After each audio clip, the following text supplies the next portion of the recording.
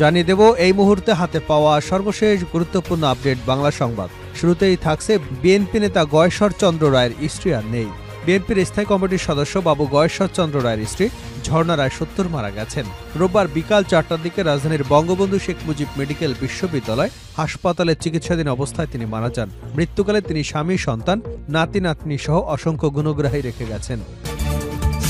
এবারে জানাবো ছাত্রদল নেতাকে প্রকাশ্যে কোপালো ছাত্রলীগের কর্মীরা। চুয়াডাঙ্গার পৌর এলাকায় সাব্বির হোসেন নামের এক ছাত্রদল নেতাকে প্রকাশ্যে এলোপাতাড়ি কুপিয়ে জখমের অভিযোগ উঠেছে নিষিদ্ধ ঘোষিত ছাত্রলীগের কর্মীদের বিরুদ্ধে। জানাবো মানুষের ভোট ও ভাতের অধিকার প্রতিষ্ঠায় বিএনপির সংগ্রাম অব্যাহত আছে। বিএনপি বিগত ১.৫ যুগ ধরে বাংলাদেশের মানুষের গণতন্ত্র, ভোট ও ভাতের অধিকার প্রতিষ্ঠার সংগ্রাম করে আসছে উল্লেখ করে বিএনপির কেন্দ্রীয় নির্বাহী কমিটির সদস্য ব্যারিস্টার মীর মোহাম্মদ হেলাল উদ্দিন বলেছেন, ফ্যাসিস্ট হাসিনামুক্ত দেশে এখনও বাক স্বাধীনতা, ভোট ও ভাতের অধিকার প্রতিষ্ঠায় বিএনপি নেতাকর্মীদের সংগ্রাম অব্যাহত আছে। এদিকে ২৮ দিনে এলো ২৯,০০০ কোটি টাকার প্রবাসী আয়। বিজয়ের মাসে রেমিটেন্স বা প্রবাসী আয় নতুন রেকর্ড গড়তে যাচ্ছে দেশ। চলতি মাস ডিসেম্বরের ২৮ দিনে দেশে বৈধ পথে ২৪২ কোটি বা ২.৪২ বিলিয়ন মার্কিন ডলারের বেশি রেমিটেন্স এসেছে দেশীয় মুদ্রায়, যার পরিমাণ ২৯,০৫২ কোটি টাকা।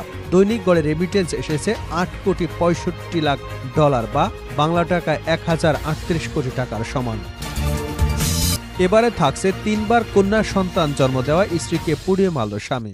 ভারতের মহারাষ্ট্রের ভারভানি জেলায় তৃতীয়বারের মতো কন্যা সন্তান জন্ম দেওয়া স্ত্রীর গায়ে পেট্রোল ঢেলে আগুন ধরিয়ে হত্যা করবার অভিযোগ উঠেছে স্বামীর বিরুদ্ধে। বৃহস্পতিবার রাতে পারভিনা গঙ্গা ক্ষেত্র নাকাতে এ দুর্ঘটনা ঘটে, যা মহারাষ্ট্র শহর থেকে প্রায় ৫২০ কিলোমিটার দূরে। এবং সর্বশেষ জানাবো ভয়ঙ্কর মার্কিন ড্রোন ভূপাতিত করল ইয়েমেন। ফিলিস্তিনের সমর্থনে ইসরায়েলের বিভিন্ন লক্ষ্যবস্তুতে একের পর এক হামলা চালিয়ে আসছে ইয়েমেনের হুতি আনসারুল্লাহ যোদ্ধারা। অন্যদিকে ইসরায়েলের সমর্থনে হুতি যোদ্ধাদের উপর পাল্টা বিমান, ড্রোন এবং ক্ষেপণাস্ত্র হামলা চালাচ্ছে যুক্তরাষ্ট্র। বিভিন্ন সময় ইয়েমেনে বিমান হামলা চালিয়েছে ইসরায়েলও। সম্প্রতি দুপক্ষের হামলা পাল্টা হামলা বৃদ্ধি পেয়েছে। যুক্তরাষ্ট্রের হামলা প্রতিরোধে যেন সর্বশক্তি নিয়োগ করেছে হুতি যোদ্ধারা। এরই মধ্যে ইয়েমেনের হুতি আনসারুল্লাহ সমর্থিত সামরিক বাহিনী সফলভাবে একটি মার্কিন MQ-9 রিপার ড্রোন ভূপাতিত করেছে। গতকাল ইয়েমেনের সামরিক বাহিনী প্রকাশিত এক বিবৃতিতে এ ঘোষণা দেওয়া হয়েছে। এতক্ষণ শিরোনাম শুনছিলেন, এবার বিস্তারিত। প্রিয় দর্শক, আপনি যদি এই চ্যানেলে নতুন হয়ে থাকেন, ভিডিওটি দেখতে দেখতে চ্যানেলটি সাবস্ক্রাইব করে আমাদের সঙ্গে থাকুন। আর এই ভিডিও সম্পর্কে আপনি আপনার মূল্যবান মতামতটি কমেন্ট বক্সে জানিয়ে দিন। আর হ্যাঁ প্রিয় দর্শক, জানিয়ে দিন ভিডিওটি কোথা থেকে দেখছেন। বিএনপি নেতা গয়েশ্বর রায়ের স্ত্রী আর নেই। বিএনপির স্থায়ী কমিটির সদস্য গয়েশ্বর চন্দ্র রায়ের স্ত্রী ঝর্ণা রায় মারা গেছেন। রোববার বিকাল ৪টার দিকে রাজধানীর বঙ্গবন্ধু শেখ মুজিব মেডিকেল বিশ্ববিদ্যালয় হাসপাতালে চিকিৎসাধীন অবস্থায় মারা যান তিনি। মৃত্যুকালে তিনি স্বামী, সন্তান, নাতি নাতনি সহ অসংখ্য গুণগ্রাহী রেখে গেছেন। বিএনপি নির্বাহী কমিটির সদস্য ও গয়েশ্বর চন্দ্র রায়ের পুত্রবধূ নিপুণ রায় বলেন, আমার শাশুড়ি দীর্ঘদিন যাবৎ বিভিন্ন রোগে ভুগছিলেন। আজ বিকেলে হাসপাতালে চিকিৎসাধীন অবস্থায় তিনি শেষ নিঃশ্বাস ত্যাগ করেন। ঝর্ণা রায়ের মৃত্যুতে শোক প্রকাশ করেছেন বিএনপির ভারপ্রাপ্ত চেয়ারম্যান তারেক রহমান। দলের জ্যেষ্ঠ যুগ্ম মহাসচিব রুহুল কবির রিজভী স্বাক্ষরিত সংবাদ বিজ্ঞপ্তিতে এ তথ্য জানানো হয়। শোকবার্তায় বিএনপির ভারপ্রাপ্ত চেয়ারম্যান তারেক রহমান বলেন, ঝর্ণা রায়ের পরলোক গমনে তার পরিবার পরিজনদের মতো আমিও গভীরভাবে সমব্যথী। একজন স্নেহশীল মাতা হিসেবে তিনি গভীর মাতৃস্নেহ এবং কঠোর পরিশ্রম দিয়ে তার সন্তানদের সুশিক্ষিত, যোগ্য হিসেবে গড়ে তুলেছিলেন। তিনি তার রাজনীতিবিদ স্বামীকে রাজনৈতিক সব কর্মকাণ্ডে উৎসাহ এবং অনুপ্রেরণা দিতেন। আমি ঝর্ণা রায়ের আত্মার শান্তি কামনা করছি এবং শোক সন্তপ্ত পরিবারবর্গ, আত্মীয় স্বজন এবং শুভানুধ্যায়ীদের প্রতি জানাচ্ছি গভীর সমবেদনা। ছাত্রদল নেতাকে প্রকাশ্যে কোপালো ছাত্রলীগের কর্মীরা। চুয়াডাঙ্গা পৌর এলাকায় সাব্বির হোসেন নামের এক ছাত্রদল নেতাকে প্রকাশ্যে এলোপাতাড়ি কুপিয়ে জখমের অভিযোগ উঠেছে নিষিদ্ধ ঘোষিত ছাত্রলীগ কর্মীদের বিরুদ্ধে। শনিবার রাত ৯টার দিকে চুয়াডাঙ্গা পৌর কলেজ পাড়ার ফার্স্ট ক্যাপিটাল বিশ্ববিদ্যালয়ের পুরনো ভবনের সামনে এ ঘটনা ঘটে। আহত ছাত্রদল নেতা সাব্বির হোসেন চুয়াডাঙ্গা পৌর এলাকার ইসলাম পাড়ার জাহাঙ্গীর হোসেনের ছেলে এবং চুয়াডাঙ্গা সরকারি কলেজ ছাত্রদলের সদস্য বলে জানা গেছে। আহত সাব্বির হোসেন অভিযোগ করে বলেন, আগামী ১ জানুয়ারি ছাত্রদলের প্রতিষ্ঠা বার্ষিকী উপলক্ষে জেলা ছাত্রদলের যুগ্ম সাধারণ সম্পাদক আরিফিন আহমেদ শিপলব ভাই সহ আমরা কয়েকজন বন্ধু মিলে আলোচনা করছিলাম। এ সময় নিষিদ্ধ ঘোষিত ছাত্রলীগের কিছু কর্মী জেলা ছাত্রদলের যুগ্ম সাধারণ সম্পাদক আরিফিন আহমেদ শিপলব ভাইয়ের উপর অতর্কিত হামলার চেষ্টা করে। তিনি আরও বলেন, এ সময় বিপ্লব ভাইকে কোনো মতে রক্ষা করতে পারলেও তারা আমাকে ধারালো অস্ত্র দিয়ে এলোপাথাড়ি কুপিয়ে জখম করে পালিয়ে যায়। পরে স্থানীয়দের সহযোগিতায় পরিবারের সদস্যরা আমাকে উদ্ধার করে সদর হাসপাতালে ভর্তি করেন।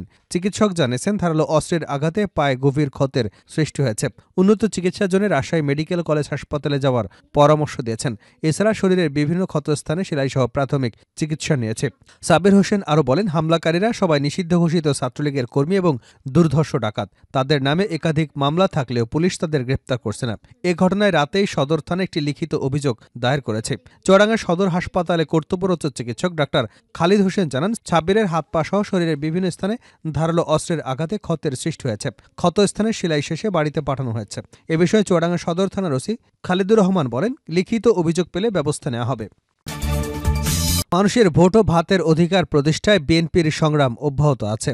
বিএনপি বিগত ১.৫ যুগ ধরে বাংলাদেশের মানুষের গণতন্ত্র, ভোট এবং ভাতের অধিকার প্রতিষ্ঠার সংগ্রাম করে আসছে উল্লেখ করে বিএনপির কেন্দ্রীয় নির্বাহী কমিটির সহ সাংগঠনিক সম্পাদক ব্যারিস্টার মীর মোহাম্মদ হেলাল উদ্দিন বলেছেন, ফ্যাসিস্ট হাসিনা মুক্ত দেশে এখনও বাক স্বাধীনতা, ভোট এবং ভাতের অধিকার প্রতিষ্ঠায় বিএনপি নেতাকর্মীদের সংগ্রাম অব্যাহত আছে। রোববার হাটহাজারী উপজেলাধীন চিকনদণ্ডী ইউনিয়ন বিএনপি এবং অঙ্গ সংগঠনের উদ্যোগে আয়োজিত স্থানীয় বড়দিঘি পাড় মাঠে এক বিশাল গণসমাবেশে প্রধান অতিথির বক্তব্যে এসব কথা বলেন তিনি আরও বলেন, এই সংগ্রামে বিএনপি নেতাকর্মীরা অকাতরে জীবন বিসর্জন দিচ্ছেন। অঙ্গ প্রত্যঙ্গ হারিয়েছে, পরিবার পরিজন হারিয়েছে, ব্যবসা বাণিজ্য এমনকি ঘরবাড়ি হারিয়ে নিঃস্ব হয়েছেন। হামলা মামলায় নির্যাতন নিপীড়নের শিকার হয়েছে, তবু রাজপথ ছাড়েনি। জনাব মীর হেলাল বলেন, বাংলাদেশের স্বাধীনতা সার্বভৌমত্বের বিরুদ্ধে নানামুখী ষড়যন্ত্র চলছে। একই সঙ্গে বিএনপির বিরুদ্ধে নানা ষড়যন্ত্র অপপ্রচার চলছে। একদিকে দেশদ্রোহীরা দেশের বিরুদ্ধে, অন্যদিকে জনরায়কে তারা ভয় পায়, তারা বিএনপির বিরুদ্ধে ষড়যন্ত্রে লিপ্ত। কিন্তু দেশপ্রেমিক জনতাকে সঙ্গে নিয়ে বিএনপি নেতাকর্মীরা সকল চক্রান্ত ষড়যন্ত্র মোকাবেলায় অবিচল রয়েছে। তিনি হাটহাজারীর বিভিন্ন সমস্যা তুলে ধরে বলেন, চট্টগ্রাম শহর এবং হাটহাজারী অবিচ্ছিন্ন হলেও হাটহাজারী উল্লেখযোগ্য উন্নয়ন হয়নি। আগামী দিনে দেশ পরিচালনার দায়িত্বে পেলে প্রতিটি ইউনিয়ন, গ্রাম, ওয়ার্ড পর্যায়ে সকল সমস্যা এলাকাবাসীকে সঙ্গে নিয়ে সমাধান করা হবে।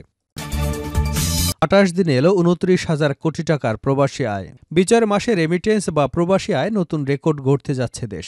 চলতি মাস ডিসেম্বরের ২৮ দিনে দেশে বৈধ পথে ২৪২ কোটি বা ২.৪২ বিলিয়ন মার্কিন ডলারের বেশি রেমিটেন্স এসেছে।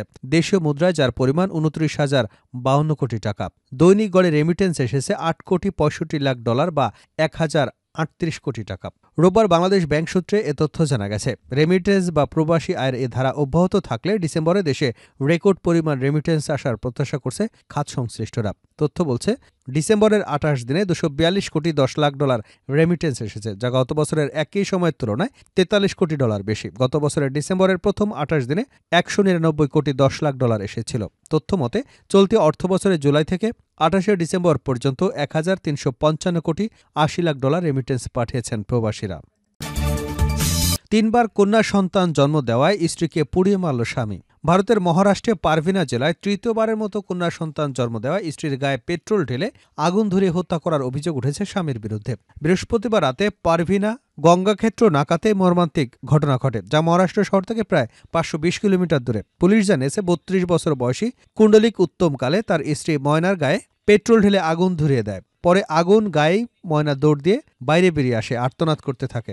ময়নার চিৎকার শুনে স্থানীয়রা ছুটে আসেন। উদ্ধার করে তাকে হাসপাতালের উদ্দেশ্যে নিয়ে যাওয়া হয়, কিন্তু অতিরিক্ত দগ্ধ হওয়ার পথেই ময়নার মৃত্যু হয়। ময়নার বোন পুলিশের কাছে অভিযোগ দায়ের করে জানান, তৃতীয়বারের কন্যা সন্তান জন্ম দেওয়াকে কেন্দ্র করে স্বামী স্ত্রীর মধ্যে প্রায় ঝগড়া হতো। এক পর্যায়ে বৃহস্পতিবার রাতে আবারও ঝগড়া বাঁধলে এই মর্মান্তিক ঘটনা ঘটে। ঘটনার পরপরই অভিযুক্ত কুণ্ডলিক পালিয়ে যায়। তবে পরে পুলিশ অভিযান চালিয়ে তাকে গ্রেপ্তার করেছে। পুলিশ জানিয়েছে, অভিযুক্তের বিরুদ্ধে হত্যা মামলা দায়ের করা হয়েছে এবং তদন্ত চলছে। এদিকে এ ঘটনায় এলাকায় শোকের ছায়া নেমে এসেছে এবং নারীদের নিরাপত্তা নিয়ে প্রশ্ন উঠেছে।